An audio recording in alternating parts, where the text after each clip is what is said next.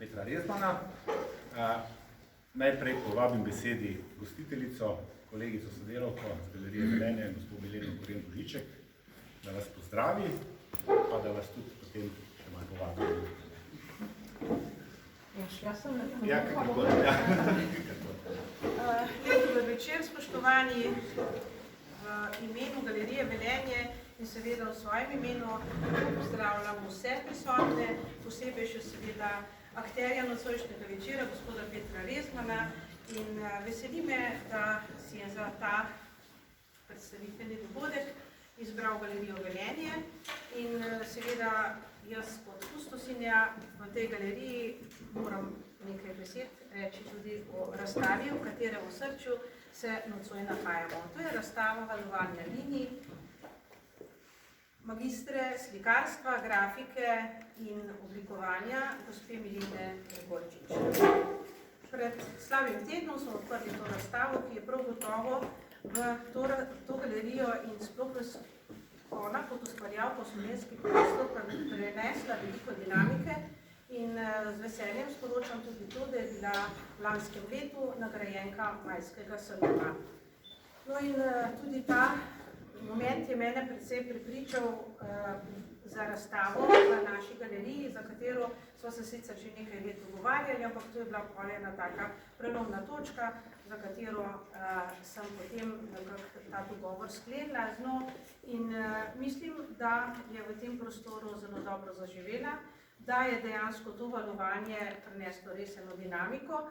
To valovanje pa nekako se mi zdi, da se kar lepo povezuje z nocojšnjo predstavitvijo knjige Mesto na vodi.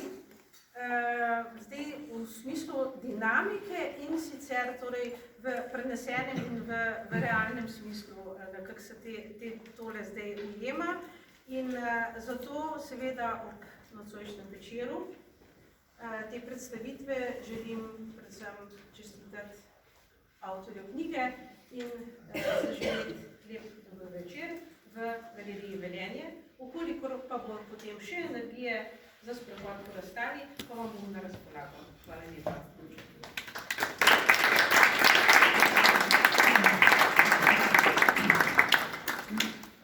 Tako, še enkrat pozdrav.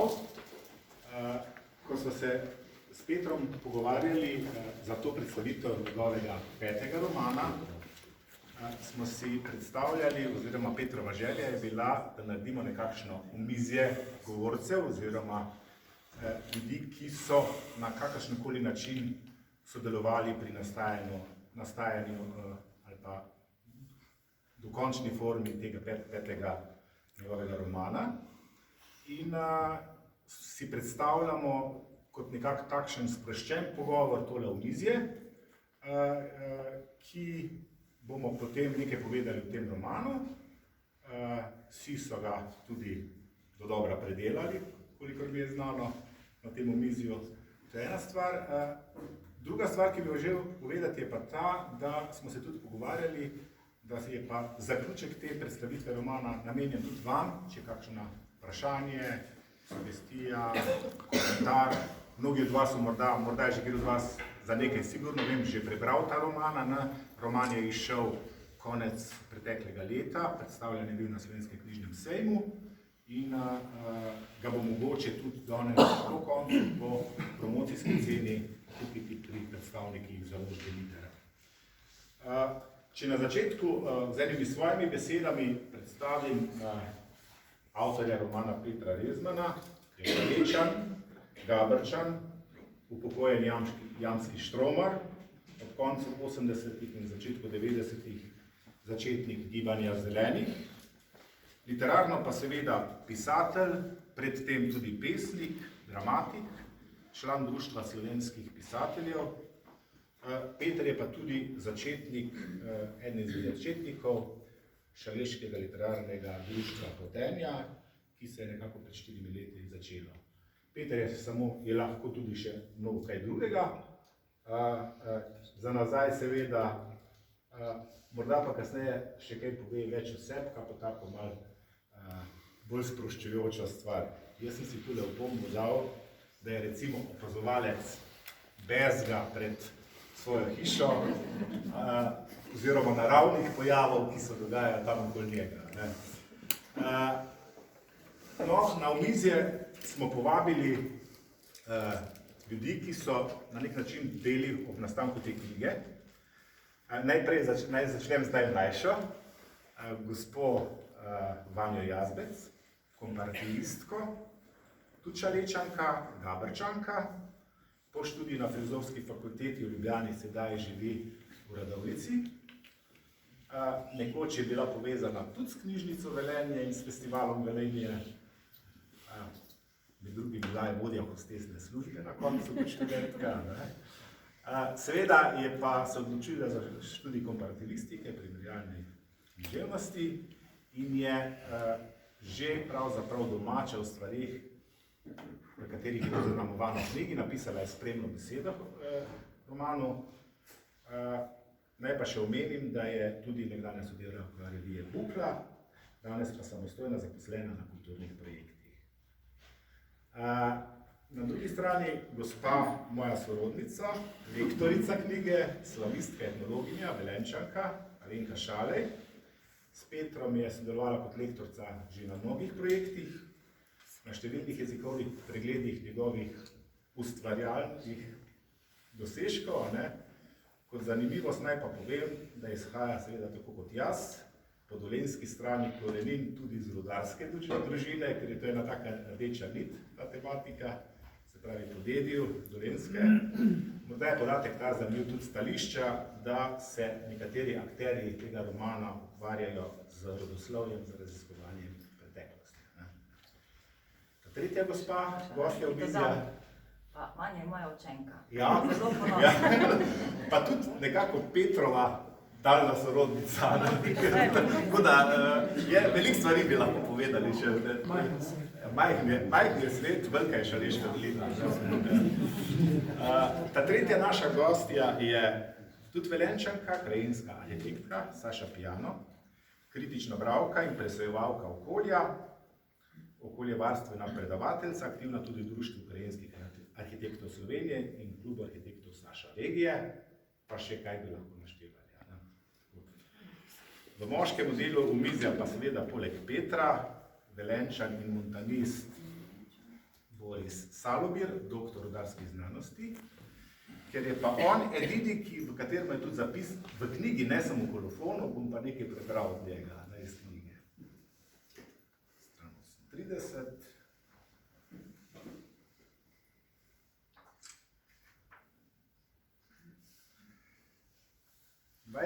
Zgodilo se je. 20. september 1960 se je v Celju rodil doktor znanosti, pedagog, rudarski strokovnjak, literat, filmski ustvarjalec, entuzijast Boris Salobir. Z ustvarjalnim zanosom je na vseh naštetih področjih pustil trajne sledi, saj je avtor več strokovnih in znanstvenih člankov, rudarskih učbenikov, avtorskih dokumentarnih filmov, pesniških zbirk in drugo. Skupaj 173 naslovov v Kopisu. Se pravi, Boris je pa pomemben za naše omizje tudi, ker je glede na temo romana pravi strokovnjak z tega področja, hkrati pa nekakšna vezni člen, saj je tudi literat. Če omenim recimo, njemu sem že enkrat omenil, pred kratkim v Šaleških razgledih, številka 16, je en zelo zanimiv njegov prispevek, vreden branja, izšel z naslovom Miličarski vlog in ki je pravzaprav zelo literarno napisan in zelo dobro napisan. Tako, hvala, da ste se odzvali, oziroma hvala Petru, da je tako ekipo skupaj zbral.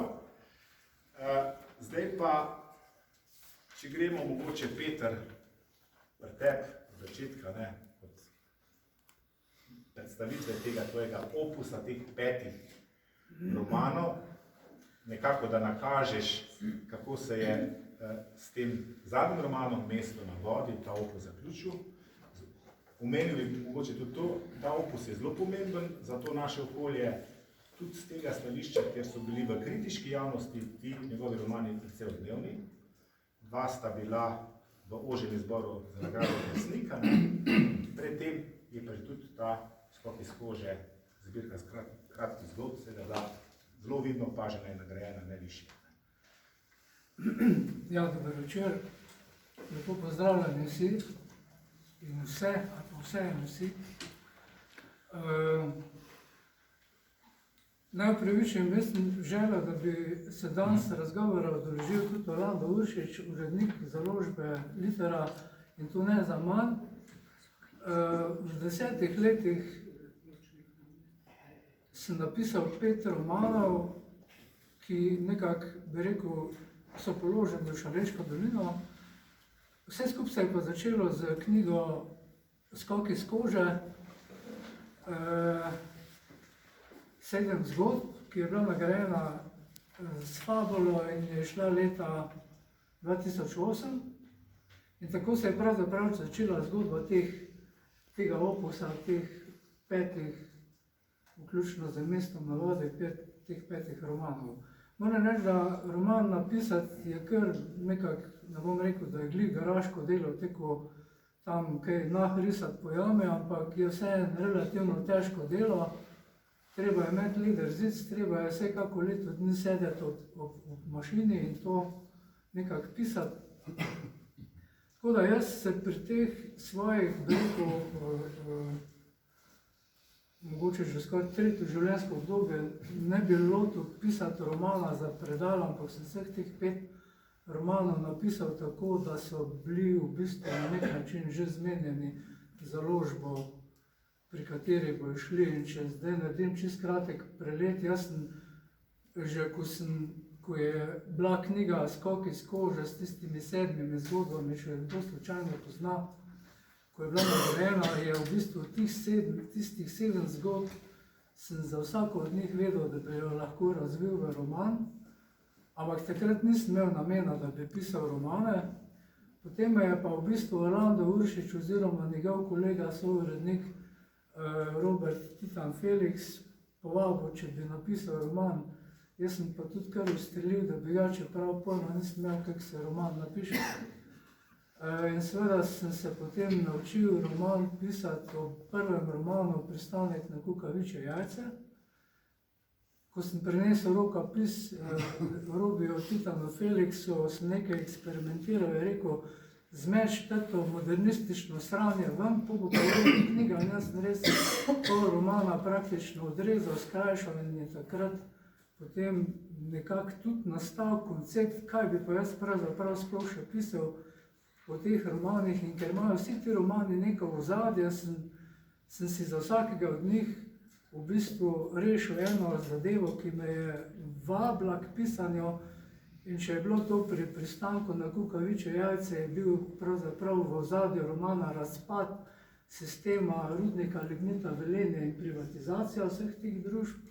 Potem je bil drugi roman, o katerem sem obdelal nekaj, kar me je pravzaprav strašno zanimalo ves čas. To je tista nesreča v rudniku leta, mislim, da 75 na KTU-ju, ko je KTU zalilo. Skratka, v tem drugem romanu Zahod jame sem za ozadje romana obdelal to nesrečo. Potem je bila ena tema, ki je zelo tesno povezana z varstvom okolja, in sicer ta sistem rudarskih škod in nadomestnih zemljišč. In sem kot tretji roman, ki sem ga pisal, sem to temo obdelal, in roman ima naslov Barbara in Krištof, ki je šel pravzaprav 4.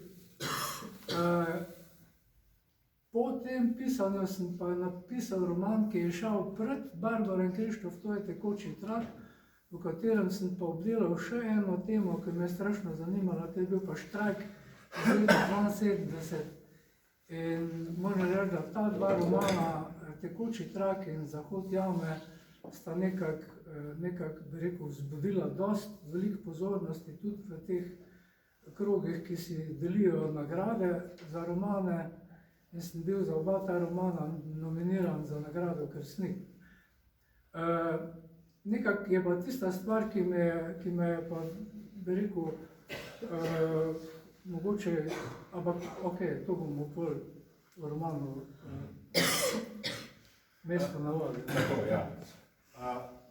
Jaz bi moje goste pa mogoče začel z gospodično Jazbec.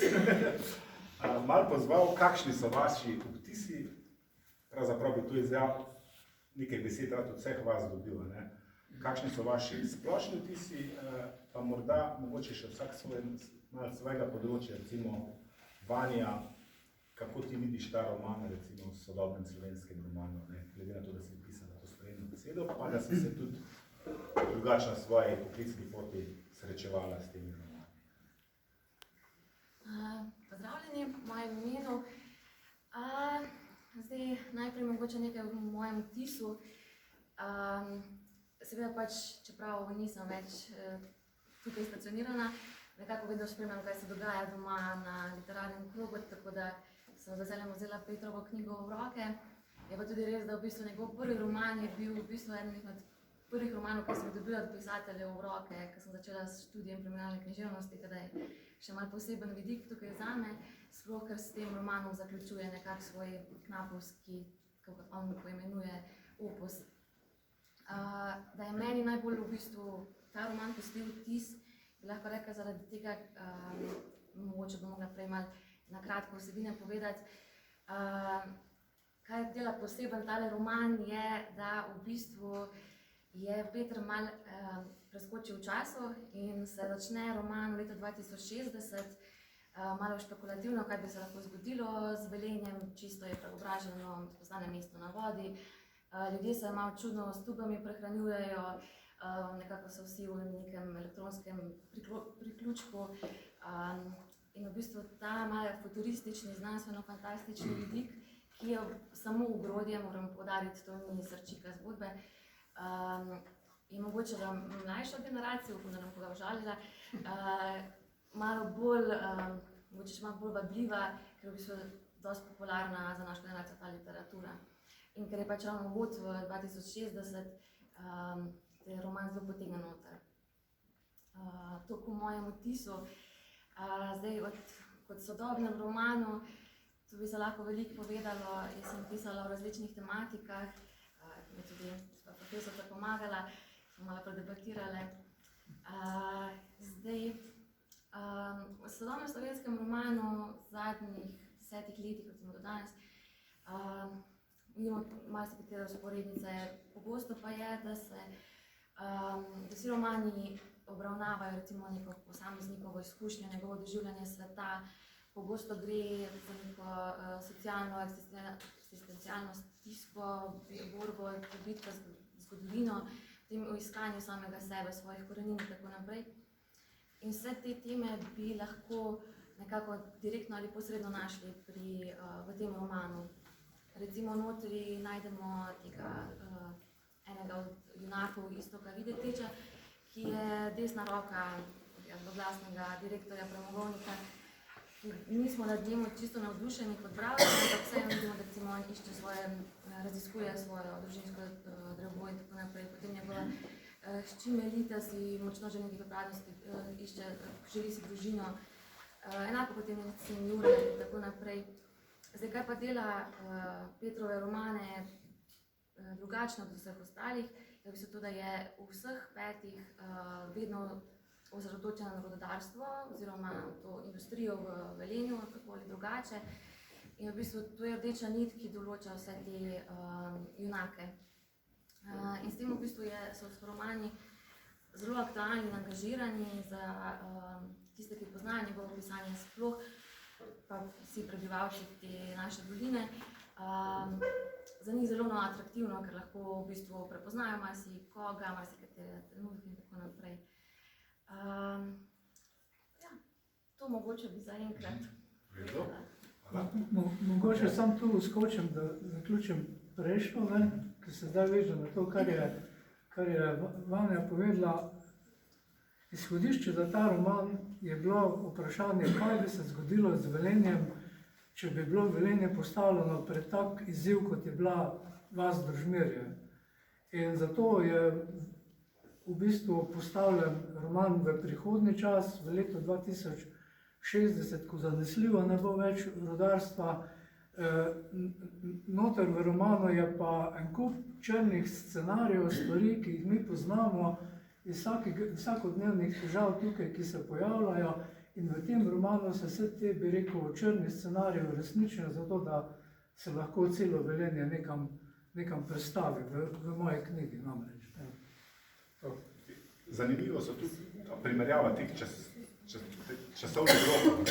Nekaj se dogaja v bližnji prihodnosti, nekaj pa v V bistvu je časovnica romana traja od leta 2020 do 2060, s tem, da je struktura malo zamešana. Ampak to je tudi verjetno namen bil. Ja. Bi pa mogoče Saša zdaj kar izval naslednjo. Kakšen je pa tvoj vtis, recimo koliko je vredna narava v Rezmanovem romanu, kot krajina? Bi si me seveda zapeljal drugače, No, če želela, ampak ja. Vi smo vse. Jaz vam izpostavljam mogoče za začetek to, da mogoče te malo dopolnila. Na začetku je rekel, da smo vsi akterji te knjige. Jaz nisem akter te knjige na noben način, razen če sem se kje priplazila v razmišljanje njegovo, ker smo pač sodelovala na področju urejanja prostora, mogoče kvečem to, ampak nekako in tudi hvala, ker si me povabil, da sem pravzaprav v tej družbi, ki je pomagala. Akter je, ni knjiga, ampak akter je tega omizja, zato ker je to bilo izhodišče. Samo, mislim, Boris in Saša tukaj nista slučajno in sta, bi rekel, dve osebi, s katerimi sem povezan z delom dolga leta nazaj, tako na pesnišem, kot na ekološkem področju. Ne, vse razprave, ne? Kleter. Jaz sem si pravzaprav napisala kar nekaj stvari, ne? Ne bom o njegu, ker mislim, da bo to se še zavrtelo. Recimo, tudi napisala sem si, zato sem ti potegnila listek na plano s črni scenarije, ne? Pa bom pravzaprav povedala nekaj, kar sem Petru že povedala in sem v bistvu pred tem pogovorom zelo razmišljala, a naj jaz to pravzaprav tukaj povem ali ne. Gre za dve stvari, zato ker je to pravzaprav zelo moje osebno doživljanje te knjige. Ko sva s Petrom klepetala, sem rekla, Peter, jaz sem strašansko trpela, ko sem tvojo knjigo brala. In Peter je rekel, seveda, ni fino avtorju reči, da si trpel, ko si bral knjigo. Ampak jaz nisem trpela zaradi njegove knjige, trpela sem zaradi zgodbe. Namreč zgodba, v kateri on piše in področje urejanja prostora, na katerem sem se srečevala, je meni sprožila neko analizo moje celotne profesionalne dobe, se pravi mojega dela kot krajinske arhitektke, urbaniste, planerke, okolja. In trpela sem pa zato, ker sem ugotovila, da sem pravzaprav bila ves čas izjemno naivna, ker sem verjela, da lahko s svojim delom pripomorem, da bojo stvari se odvijale dobro. In sem to iskreno počela.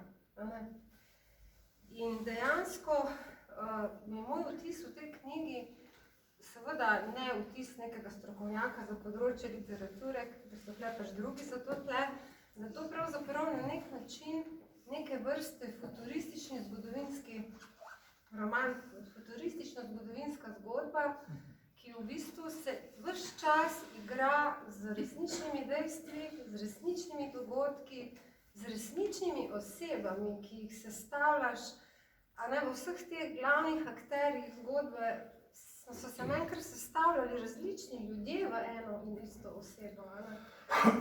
In v tem smislu je res ta knjiga, pravzaprav si mi pomagal narediti pregled svojega dela in mogoče tudi odpreti oči, ker pravzaprav res govoriš o črnem scenariju. In leto 2020, s katerim začneš še danes, se pravi, kaj je prihodnost leta 2060. Zdaj pa, če me še vprašaš o naravi, da odgovorim na vprašanje, ki si mi ga postavil, kako naj rečem, v tem romanu je narava na dveh plateh. Enkrat je pravzaprav ni. Je nepomembna, je človek nepomemben, se pravi, je pomemben razvoj premogovnika, energije, tudi sežiganje odpadkov in vse naprej. In tam imaš občutek, da te narave pravzaprav ni. Prevlada digitalno pogled na svet. Meni kot starejši je začetni del bil težji, ker sem morala na drugi brati, mi je bilo mnogo bolj enostavno. Po drugi strani pa idila okolice zunaj tega, se pravi zunaj območja mesta. Zelo kontrastno pride potem, ja. Če lahko sam komentiram, je rekla, kako si rekla, zgodovinsko futuristično, ne? Ja, recimo, ne vem, ne znam to prediti. V tem romanu sem imel eno obsedenost in to je znameniti EKK. In sem v bistvu kar precej dokumentacije, ki se nahaja v Celjskem arhivu, je en del romana v bistvu posvečen temu znamenitemu projektu iz preteklosti, ki se pravzaprav na nek način reciklira od leta 60 skozi ta naš prostor. Zanimivo, no žalno smo. V redu, Saša, hvala. Pa Alenko vprašal. Alenka, v spremni besedi Vanje sem zasledil, da, oziroma je tudi se čuti jasno iz teksta, ne, da je jezikovno roman na nek 3 jezikovnih nivojih, knjižni jezik in dialekt in potem ta žargon, čisto rudarski. Verjetno se s tem knjižnim ni bilo problema dosti ukvarjati.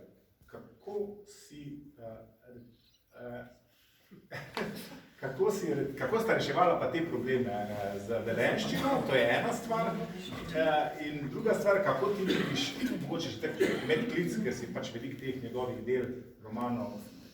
Jaz najprej se opravičujem, da sem zelo na moškem registru glasu, tako da ne vem, če me ne slišite, jaz vzela mikrofon. Ne, ta je za kamero. Ja, jaz mislim pri teh projektih njegovih, v glavnem ta zadnja 2 romana, ker je založba prosila, če lahko nekdo lokalni lektorira, ker je on želel imeti narečje oziroma govor doline od teh okoliških narečij pa pogovornega jezika, ker mi nimamo v mestu narečja, ne. Pa potem ima še teh veliko žargonskih knapovskih izrazov, ne, in meni je bilo to užitek, no, kot če si ti trpela, sem jaz zelo užitela, da sem gostila svobodo, ne, in sem lahko recimo iskala te nivoje, nianse, tudi kar precej smo debatirala, ker so tudi na ravni doline so razlike že med Velenjem, Šoštanjem ali pa recimo periferijo, lokalna, ta vaška, ruralna območja imajo različni govor, ampak in to je bil meni pač izziv, ne, sploh ko so potem še tu socialni nivoji, recimo ta hierarhizacija znotraj gospodarstva, ker govori šef, pa nižje, pa potem tisti lokalni. In jaz sem si pravo vzela izziv, ne, pa smo se pogovarjali, ne, on je bolj tak šolen in fajn, tudi je bolj primitiven, lahko tudi kako tako sprači. Sem jaz res uživala, ko sem zbirala pač te izraze. Mogoče pri knapovskih sem morala si malo še tukaj kaj. Imam sicer malo tudi od doma, ampak vidim, da so razlike bile v tvojem, recimo knapovskem, kakor si imel prejšnjih, ne, pa tisto, kar sem jaz iz otroštva prinesla, ker tudi, recimo, doma niso bili vsi čisti identični tem tvojim, ne, ampak so očitno razlike. Mogoče bi se pa navezala še na prejšnji roman, prvi, ki sem ga njegovega delala, je bil pa Tekoči trak, tam je pa sploh bil všeč, ker je bilo tudi mladostni slang, ne, pa ti štrajki različni. In mi je res, pač meni je to kreativnost sprožalo, zato mi je bilo to zelo fajn, ne, delati. Predvsem pa jaz rada Petra berem, zato ker so enih prijedih na isti liniji, predvsem pa rada tudi te tako blago ironijo, malo zafrkljivosti, ne, in to jaz uživam, ne, pa je recimo dosti takih medbesedilnih nivojev, aluzij na marsikaj, ne, in to pač meni je to odlično. Jaz rada berem njegove stvari, ravno zaradi tega. Jaz sem se med pisanjem teh 5 romanov pravzaprav naučil, da je jezik romana v bistvu, da se lahko z jezikom romana veliko doseže, predvsem v smislu, da skušam slediti narečju.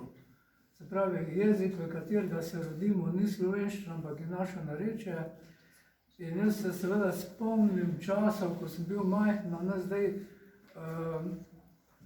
en velik kos romana se zgodi pravzaprav v Plešivcu in jaz sem ta Plešivc skušal pač s tem plešivškim dialektom, kar se danes smešno sliši, ampak jaz se spomnim, ne, ko sem bil mulc, sem vedel, kdo je Škal, kdo je pa iz Ravna, ne, in to po jeziku. Danes, mislim, se že na tem mikroravni, seveda ta migracija je tako močna, da se te stvari malo brišejo, ampak se mi zdi, da je to ena posebna moč tega načina pisanja in da je tudi zato pravzaprav potegne bralca, ker mu je blizu tudi jezikovno. No.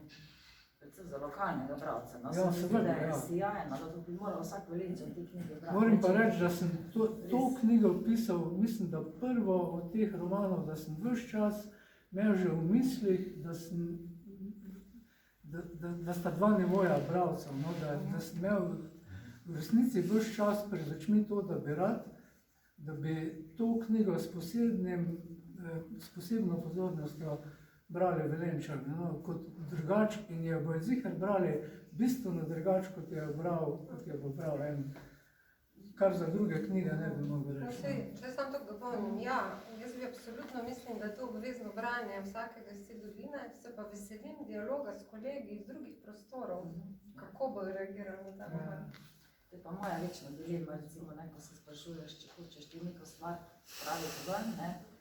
Ampak po drugi strani, če vemo, da imamo čefurje, ki so v ljubljanščini, ne, pa tisti slengizmi, pa taki, ne, se nekaj se lahko tudi imamo mi lokalno svoj jezik v knjigi, ne. Je pa res to najbolj večna dilema lektorjev, koliko se spuščati v neke te posebnosti, ker to lahko nekomu malo oziroma zapira. Ne vem, ampak fino je, da je vsak prostor našega bogatega narečnega ozemlja tudi v knjigi, ne, to je absolutno prav. Jaz se spomnim, mislim, da smo se pri prejšnji knjigi enkrat pogovarjali, nekaj od hrane si pisal, ne, že ta, kako mi izgovarjamo v mestu ali pa tule, bližnja periferija, izraz šmorn, ti bolj tak šmarn, ne. Recimo, je en tak primer, ko sem rekel, pa to pa ni velenjsko, ne, ampak gabrško pa je verjetno. Mi rečemo carski pražek. To pa rečeš slovanje, Kaj za šporno? Pa to, kaj je Velenje in ne Velenje, je tudi vprašanje. Ja, to je tudi večna dilema, to je tudi Stari Velenjčani... medijska, radijska dilema že ves čas. Ne, to je moderna spakedranka. Stari Velenjčani vemo, da je Velenje Velenje, Veleje, ampak ne Velenje. In zato to dam kar glavo stran.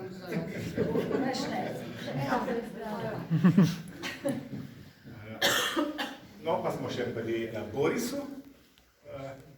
Kakšni so pa tvoji? Ti si pa recimo na temo, ki se je pa Rezman zadnjih teh 5 romanov res redno loteva, ne? Si pa tudi dosti dober strokovnjak. Prvič, en splošno vtis, pa kak bi recimo, kako kredibilni so recimo ta premišljena romaneskna Petrova v tem romanu. To je meni tako... Kako je to sploh lahko iz modernističnega vladarskega stališča realno to, o čemer Peter na nek način skozi roman kolonizira ali pa razmišlja?